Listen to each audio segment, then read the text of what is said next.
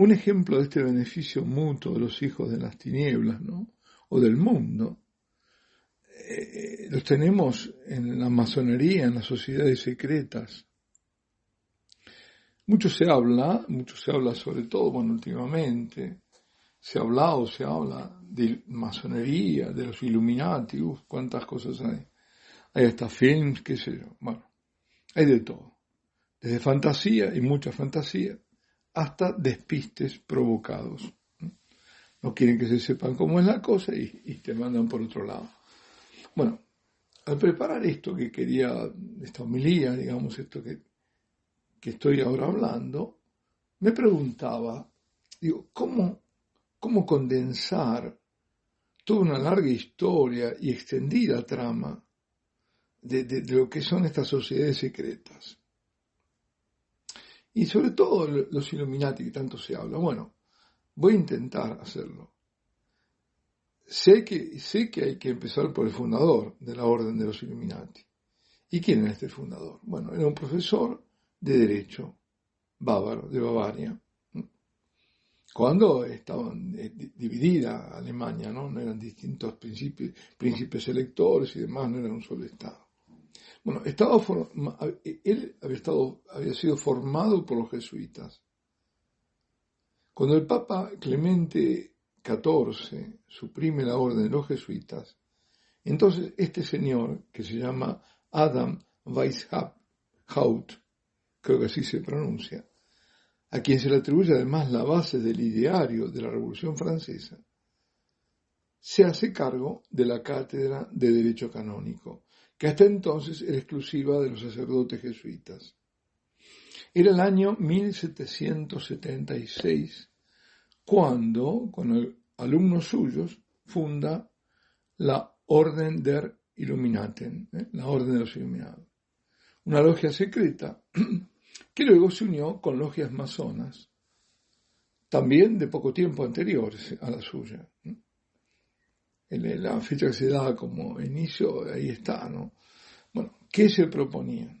Bueno, estos Illuminati se establecieron un Estado único mundial, para lo cual había que terminar con las soberanías, con la idea de patria, con el nacionalismo, y había que empezar por derrocar las monarquías.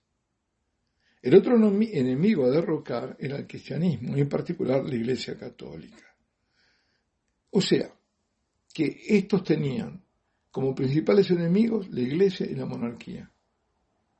¿Cómo? La monarquía, cuando hablo de monarquía, como se la entendía, como era en aquel momento, como se la conocía en la época, que nada tiene que ver, absolutamente nada, con las monarquías actuales, que son meros residuos sin poder alguno, no hay ningún poder. Y luego habrían de perseguir la abolición de la propiedad y de la herencia. ¿Le suena todo esto? Todo este proyecto. Detrás de todo estaba el gnosticismo, especialmente la cábala o cábala, que es el gnosticismo judío, en lo cual degeneró la religión judía, en parte. Cuando se pierde la verdad, se pierde el Mesías, bueno. Hay quienes dicen que habiendo estado Adam Weishaupt educado con los jesuitas, y al haber el Papa suprimido la orden, esto generó en él un odio hacia la Iglesia. Dicen, no creo. Lo que sí es cierto es que era un gnóstico, cabalista, amigo de esoterismos. Lo que se buscaba era destruir al papado e infiltrarse en la Iglesia para demolerla desde adentro. Estamos hablando del 1700 y tantos, ¿no? 1780, Yo estoy hablando, justamente, ellos comienzan en 1776. Era él con 5 alumnos, no era más, era un club muy pequeño. Gente seguramente muy inteligente. Bueno, entonces, lo que sí es cierto, como digo, que era un gnóstico cabalista. Lo que él buscaba era destruir al papado, infiltrarse. iluministas se decían a sí mismos hombres libres, se consideraban superiores, miembros de una élite o élite, y los adversarios poderosos a sus ideas eran primero la Iglesia y luego junto a ella la monarquía, es decir, el altar y el trono. Querían destruir el orden conocido para reconstruirlo. Esto que después ha sido el lema caos ab ordo, es decir, llegar al orden a través del caos. Hoy diríamos que con la terminología actual diríamos que buscaban el reset, el reset de un nuevo orden mundial. ¿Le suena esto también? ¿Suena? Pues esta locura, esto que un grupo de iluminados pudieran lograrlo, parecía absurdo, un despropósito en su momento. Sin embargo, pocos años más, en 13 años nada más, de esta fundación, en 1789, fue el inicio de aquella locura hecha realidad, la llamada Revolución Francesa, que se extendió desde 1789 a 1794 y arrasó con la Iglesia en Francia y decapitó al monarca y a los de su casa, y establecieron lo que llamaron una república. Una secta pariente al iluminismo bávaro, los carboneros a veces también dicen, en Italia ganaban fuerza. Pero ya antes, el 16 de julio de 1782, representantes de todas las sociedades secretas se habían reunido en el Congreso de Wilhelmsbad, y la alianza entre el iluminismo y la masonería quedó finalmente sellada. Fue convocado por Fernando, duque de Brunswick, que era el gran maestre de la orden de la estricta observancia. Hubo delegados de la Alta y de Baja Alemania, de Holanda, de Rusia, de Italia, de Francia, de Austria. Fíjense, después, ya no se pasará mucho más tiempo, pero como la caída también del zar, de todas las Rusias, también pasó por esto. Pero bueno, no me quiero desviar. Y la orden de los Illuminati estuvo representada por el barón von Nigen. Hay que saber que muchos eran los miembros de la nobleza que formaban parte de estas sectas secretas, como la masonería, como los iluministas y otros, los carbonarios también. Lo que pasó en este terrible congreso de Wilhelmsbad nunca será conocido por el mundo exterior. Pero algo podemos sacar, digamos. Todos estaban bajo juramento de no revelar nada. Recordemos, eran de todas estas sectas, logias, ¿no?, de tipo masónico. Uno de estos francmasones honestos, el conde de Vivier, miembro de la logia martinista de Lyon, al regresar del Congreso no pudo ocultar su alarma y al ser interrogado respondió: no diré nada, solo puedo decirle que todo esto es mucho, mucho más grave de lo que usted cree. La conspiración que se está tejiendo está tan bien pensada que será, por así decirlo, imposible que la monarquía y la Iglesia escapen de ella. A partir de este momento, el conde de Villiers solo podía hablar de la masonería con horror. Yo he sido un masón.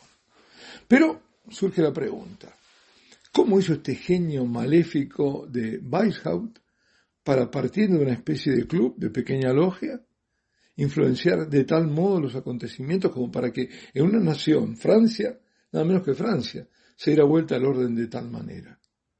Detrás de él había grandes banqueros, y el más importante, Moisés Mendelssohn. También se dice que Rothschild, pero no en un primer momento. En aquel momento aún no era tan poderoso ni rico. Sin embargo, lo importante no es quién destruye un orden, sino quién está detrás del que lo reconstruye.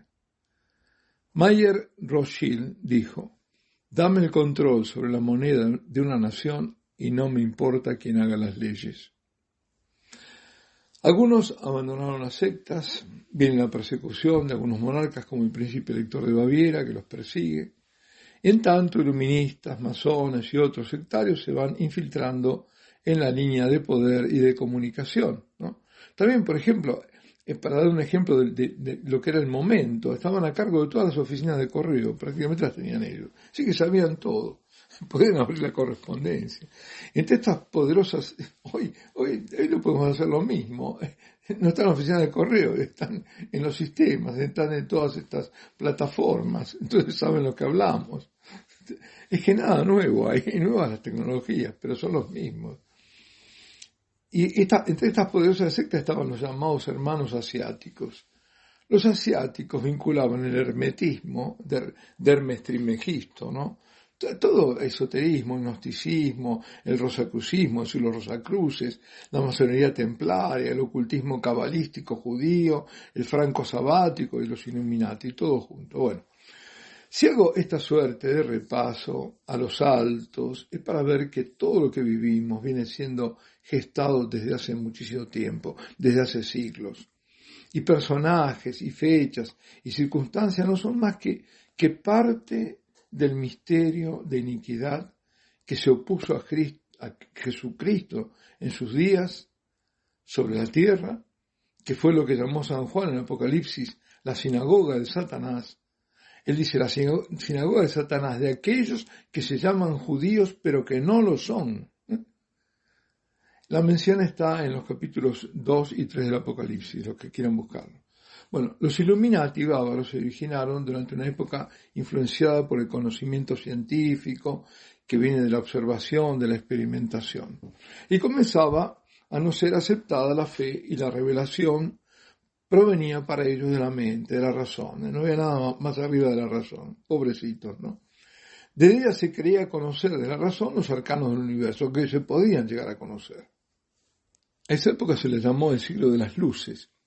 Estaba en pleno apogeo. A finales del siglo XVIII, una explosión hubo de filosofía natural y de ciencia. Pero lo curioso, o no tan curioso, cuando la soberbia del hombre creía que todo podía llegar a conocerlo, es cuando aparecía el conocimiento esotérico, el resurgimiento del hermetismo, la experimentación oculta. Todo ello competía directamente con las enseñanzas tradicionales de la Iglesia y con el casi monopolio jesuítico de los jesuitas en las universidades y en los colegios.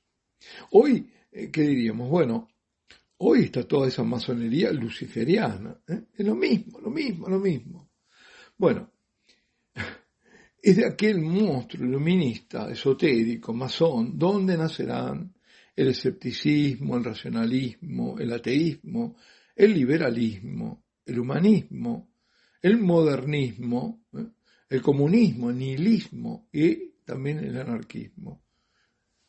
Bueno, contemporáneos, para terminar, de Weishaupt son Hegel con su dialéctica, que también habría que hablar muchísimo, y cómo influyó esta dialéctica hegeliana en Karl Rahner y en todo lo que pasó con el Concilio Vaticano II, en parte del Concilio Vaticano II, en parte, la influencia que tuvo, y Malthus, que también a contemporáneo se nutre la ideología esta del control de la población mediante la eugenesia, la eutanasia, o sea, matar a los recién nacidos, a los más débiles y a los viejos.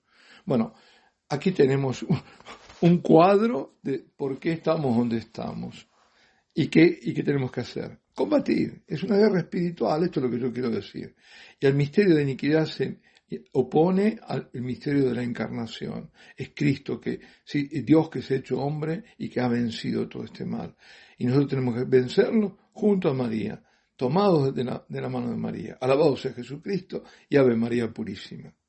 Y la bendición de Dios Todopoderoso, Padre, Hijo y Espíritu Santo, descienda sobre vosotros y permanezca para siempre.